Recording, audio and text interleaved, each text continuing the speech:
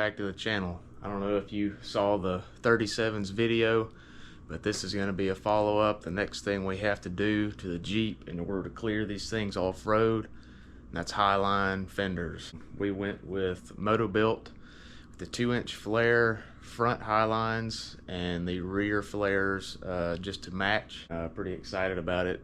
Not super excited about the install process because if you've seen anything before on TJ's doing highlines, you have to cut 2 to 3 inches off the bottom of the hood, and I'm not too fond on doing that because these are getting very hard to find in good clean condition, and if you mess the hood up, it's not like you can just go out and get another one. So that's the part I'm not excited about, but I am excited about having the highlines on, having plenty of clearance for these 37s. So that's what today's video is going to be. Disassembly of the Jeep. Like I said, we went with the MOTOBILT with the 2-inch flare. These are actually 3-inch flare barricades, so we'll be about 1 inch in, and then the MOTOBILTs kind of curve up here and tie in to the hood instead of having this little bubble here. So should look really good. Got the rear to match as well. The fenders themselves are actually at powder coat right now. We decided to go ahead and get them powder coated. Hopefully they'll be super tough. Got the battery tray. This one's the relocated battery tray. This is just the left side fender support. Got a battery box that we got from MOTOBILT, and then these are the aluminum inserts that just go in the fenders. So we've got all that. Here are the inner fenders. Still got one in the packaging here. All the inner fenders are aluminum. We're just leaving that bare aluminum. I think it'll look really good. And here's the last piece of the puzzle, a K&N cold air intake. You have to go to a cold air style intake unless you're really good and can figure out how to remount the stock box by trimming it down. We just went ahead and got a K&N. So there's a good bit involved with doing highlines, as you can see. We're just going to take our time. Hopefully everything comes out nice. We are actually going to start with removing the hood, which is just 3 bolts on either little hood latch there. But I wanted to go ahead and kind of get a look underside and see what all has to be moved or relocated or gotten rid of. So I guess we'll start on the driver's side. Obviously this little blank battery tray thing that I'm not really sure why it's in here unless that's used for the battery on a right-hand drive Jeep or something. That's got to go. This is all actually my locker wiring. It's got a lot of extra cable in here, and then this is screwed to the inner fender. All that's got to come out. There's a lot of factory wiring as well that is clipped into little holes in this that's just got to be detached. I'm not too positive what that is, but it's bolted to the fender as well, so it's got to come off. We have a manual, so thankfully we don't have all this computer crap right here. So really, other than that, on this side, I believe we have the washer tank, and there should be a horn. Yeah, right here. Horn and washer tank have to come off, and like I said, unless you're really good at fabbing and can come up with some way to keep this, we're going to have to get rid of our washer tank. No big deal. I don't think I've ever used it. And then the horn we can just mount right back to the new inner fenders. So yeah, battery tray, bunch of wiring, washer tank, and horn. Look like it's about it for this side. Over here, it's actually not as many components, but it's more major components. Obviously the battery's got to come out. It's actually going to get relocated up by a couple inches and then tilted forward a little bit in order to fit behind these new highlines. Fuse box has to come out, and the air intake has to come out. And this is an AC line that stays, but it can rotate a little bit, so we're just going to have to kind of get it up out of the way so we can work. This cannot be reused unless you come up with a way to fit this all back in here, and I don't see how you could. This is where the K and N is going to come into play. This is going to be remounted to the new fenders. I believe you can just chop this bracket down a little bit and lower this and remount it to where it fits with the factory bracket. And then the battery, obviously I told you what we're doing with that. It's obviously going to stay in, just get moved up and forward a little bit. So that's what you're dealing with as far as components. The main thing to me is going to be getting this fuse panel mounted back. Shouldn't have too much problem with the intake. Ditching the washer fluid tank, remounting the horn, which is just a simple little self-tapper. And yeah, it looks about like it. Alright, hood is off. Plenty of room to work now, parked right under my shop light, so should be nice and well lit for this project. Wiring here for the under hood light that I don't even think has ever worked. And some clips for the washer nozzle. And that's about it. So hood is off. Make sure you take your time pulling these bolts out. Last thing you want to do is strip these. We will be cutting right along this body line here. So obviously that's got to come off too, but that's going to be the final thing we do once everything's buttoned up on the Jeep. Up next, I'm going to start pulling the passenger side components off. First thing first, the battery's going to come out, get it out of the way. Make sure we don't have any positive charge going to anything we're going to be messing with. So we're going to start over here, get everything cleared out. Alright guys, little update. As you can see, we've got the intake out of the way. We've got the fuse box off and just laid up out of the way on top of some hoses. And we just pulled the battery tray out. Everything's kind of a mess, obviously. There's a little wire that plugs in here that goes through the battery tray. Let's see if I can show you. Yeah, it's on the back side. That's a little spring activated thing, and I'm not totally sure what that is. Surely we do not still need that. I'm gonna have to do some research on what exactly that is, but you'd have to unplug it from the connection before you can pull the battery tray out. We about broke ours because I didn't know it was down there. Other than that, it's been pretty smooth. This AC line just has a little bit of play in it, so you can pry it up just enough to get some room to work in here. It's just clipped into these little brackets right here. Not sure if we'll try to reuse those or not. That's all it is. I guess we can try to reuse those. So that's about it for this side as far as getting stuff detached from the fenders. We've got a wiring harness right here for the headlight, and I think that may be it on this side. I did do some research. This box down here is some sort of evap vacuum thing. A lot of people say this little hose running into it, and just pull it off, plug it, and don't reuse it. I don't know if we'd even have room on the new fenders for that box. So we'll probably just end up plugging that line and hoping it doesn't cause any sort of issue. So that's where we are. Get a couple things buttoned up, and then we'll actually start pulling the fender off. And I think once we do that, we may call it a day for today. As you can see, the fender's off. Got to pull the battery tray out. Decided to leave this little vacuum box in here. I'm sure we can find room to just set it somewhere or self-tap it into the new fender. All that was holding it on was just one little screw through the top. This side's pretty much apart. About to pull the battery tray and call it for this side. Wait for the new fenders to get done at powder coat. Then reassembly will be fender first, then fitting all the inner fender up there, getting it loosely bolted, making sure everything fits, and then start reattaching various items. Alright, we're done with the right side for today.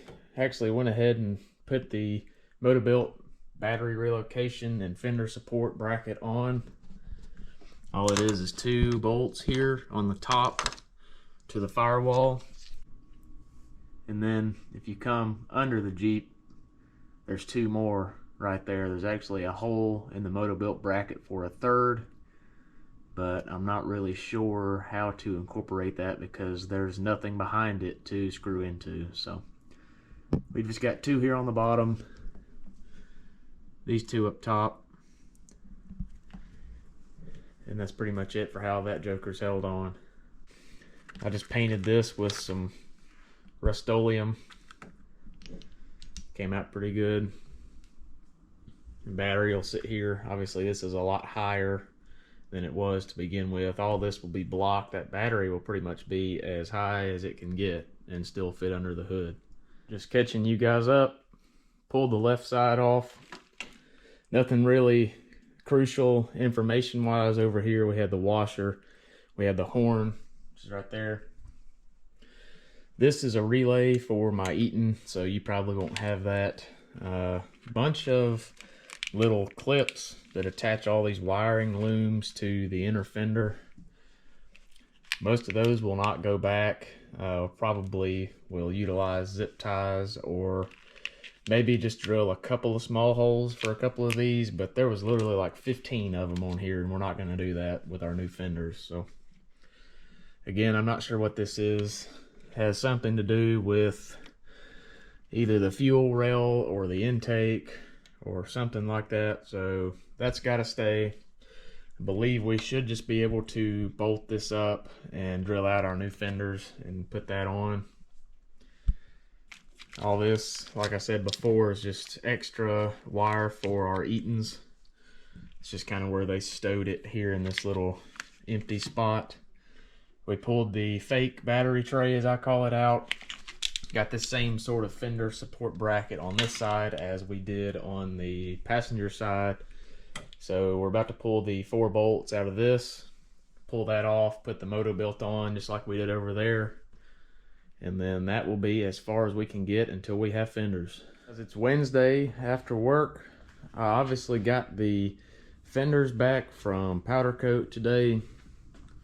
Blackout Coatings in Homewood, that's a part of Alabama Truck Outfitters, did a great job on the powder coat. Came out exactly how I wanted it to. It's a nice satin black, nothing that's gonna fade, nothing that's gonna look awful as soon as you get it in the sun when it's all scratched up. It's very, very tough looking, nice even coat all the way across here. We got everything coated in the satin black from the rear fenders and the rockers and obviously these. Anyway, here they are mocked up on the Jeep. You got your 4 factory bolts back here. My second one right there is missing because it's stripped out on the back, so we just have 3 holding the left side on. And then 2 right here on the front grille. Same thing over here, just your 2 factory 13 millimeters. And I believe we still have all 4 on this side, yes. And the 4 back there. That's all it is, getting the fender on. It's pretty simple. Main part from here is going to be putting together the inner fenders and getting them situated and then figuring out what we need to do with our fuse box. Little update, it's Friday afternoon. Got the passenger side inner fender in. Let me get you down here, hopefully you can see some of that. I know it's dark in this garage. Passenger side inner fender is in. Wasn't too bad other than the fuse box, which is what I was worried about to begin with. We ended up doing something a little interesting with this.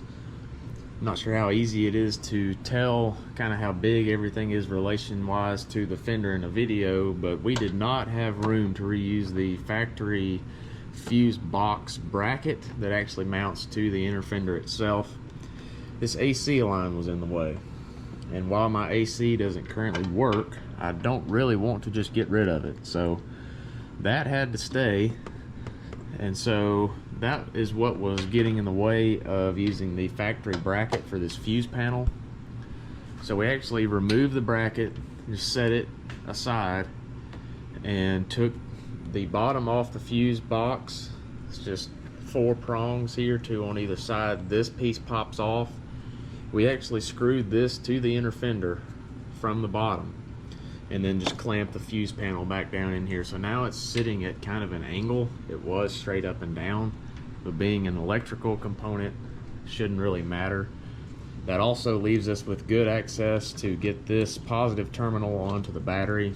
That's another thing, you don't have just that much amount of cable coming from the fuse box to the battery clamp here, so I think this is going to work for us. Battery fits in here nicely. MOTOBILT sells a Optima battery box that we opted to get, and that is one of the things we just rattle canned ourselves since it's under the hood. So that's what this is. It just clamps together, holds the battery secure to the MOTOBILT battery relocation tray. And the only other thing we've done is get the K&N tubing in place. We are going to have room for the filter right here. That's why I went ahead and mocked it up. Obviously nothing's connected yet. Everything's real loose. I'm just trying to fit everything in here and make sure it's going to work before we go and tighten everything down. So I believe we're at a place where we can call this side good. Go ahead and start snugging everything up. We've got some old headlight wires here. Sorry, not headlight. These are for the marker lights and the blinkers. Got to do something with that. And I kept the factory little vacuum box. I don't know if you guys remember me talking about that. We're gonna have to do something with that, so I'll pull the battery back out. We're probably gonna try to mount that to the battery bracket where it was in the OEM location. And then just now I've started piecing this side together, but as you can see, we do not have the back piece of the inner fender in. Just trying to see what everything's gonna look like. Shouldn't have a problem mounting this little guy about like that right there. It'll be a little sideways compared to how it was factory, but shouldn't really matter. And then other than ditching the washer tank, that side shouldn't be bad at all. So this is where we are. Gonna keep working, update you guys in a little bit.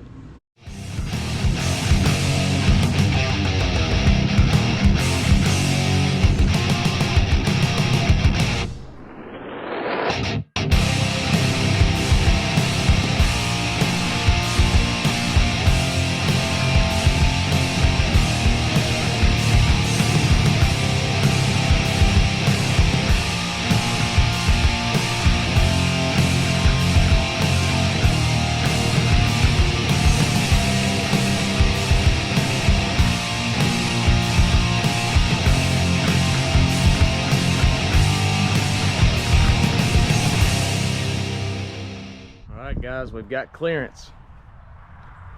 It's the final product of the MOTOBILT 2-inch flare highline fenders with rockers and rears.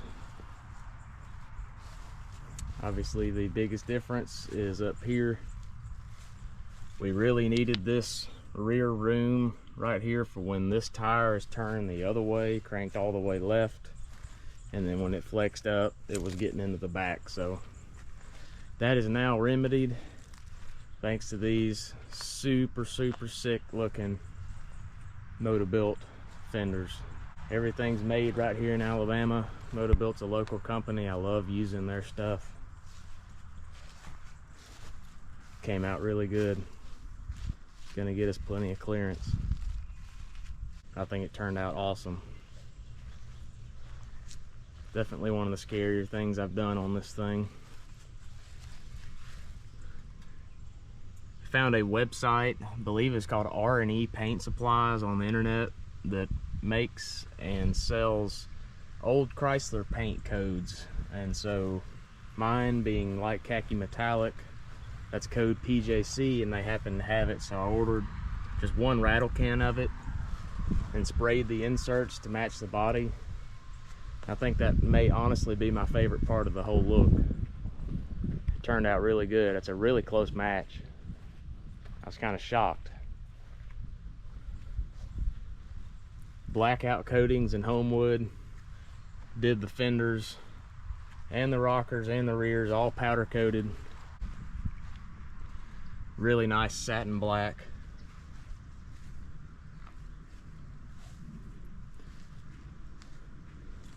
I just think it came out great. There's your all aluminum inner fenders with the MOTOBILT logo. Didn't paint any of that, left it bare.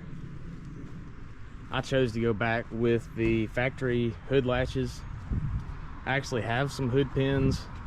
They're supposed to be pretty good ones. They're quick latch, and it's the push button kind where there's not an actual pin that you pull through.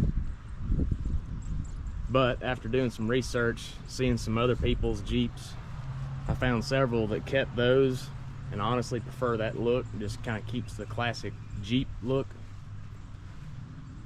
So that's what we went with. Kind of happy we did it. A lot less hood drilling. I didn't really want to core a 2-inch hole in the hood, so it also kept us from having to do that. But you come up here and these give you so much more room. That 37 looks about like that 35 did now. Got some trim, just some black edge molding trim from AutoZone. That's all that is on the bottom of the hood. Went on smooth. There are a couple brackets that you have to either grind down enough or remove completely on the underside of the hood in order to fit this stuff on there, because with the bracket it'd be too thick and you couldn't get this stuff around it. But other than that, they just slid on fairly easy. Really cleaned up that line down here. I'm really excited about how much clearance we've got now. So much room.